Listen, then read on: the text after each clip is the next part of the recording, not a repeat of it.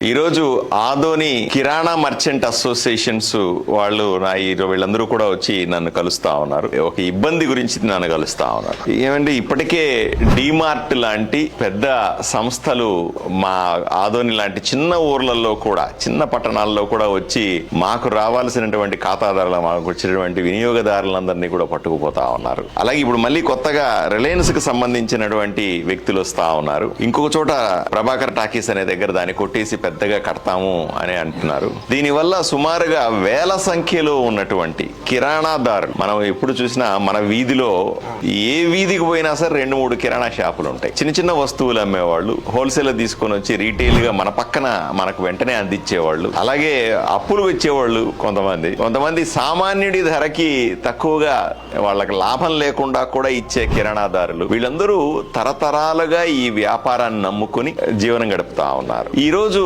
కార్పొరేట్లు, ఇప్పుడు డిమార్ట్ వస్తా ఉంది, రిలయన్స్ వస్తుంది అంటున్నారు, ఇంకొక పెద్ద కంపెనీలు రావడం వల్ల వాళ్ళు ఈ ధరలు తారుమారు చేసి, వాళ్ళు కావాలని మిగతా వాళ్ళందరినీ వాళ్ళు వచ్చి పెట్టంగానే మిగతా వాళ్ళందరినీ ఈ 1000 మంది 2000 మందో 5000 మందో కిరాణాదారులు, చిన్న చిన్న వ్యాపారస్తులు అంటే వీళ్ళందరినీ కొట్టడానికి ధర తక్కువ చేసేయడం కావాలని.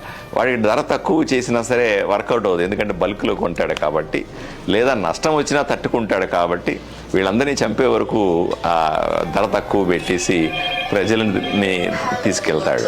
దాంతో వీళ్ళకు కిరాణా అందరూ దానికి అలవాటు పడి ఎవడు కూడా నష్టానికి అమ్మలేకపోయినా సరే కొన్ని జిమ్మిక్కుల ద్వారా, కొన్ని ధర తగ్గించామనే జిమ్మిక్కులు, డిఫరెంట్ వెరైటీ ఉందనే జిమ్మిక్కులు, ఇట్లాంటి ఎన్నో రకాల జిమ్మిక్కుల ద్వారా ప్రజలను ఆకర్షించగలుగుతారు.